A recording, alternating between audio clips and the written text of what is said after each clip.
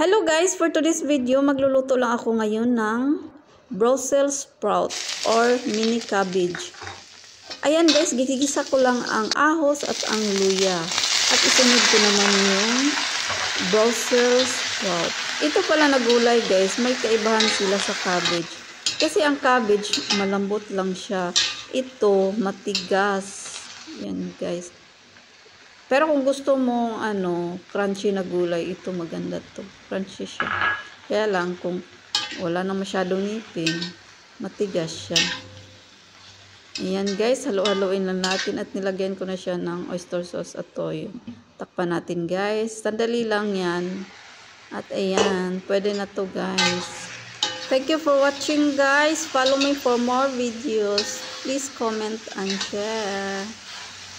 Bye.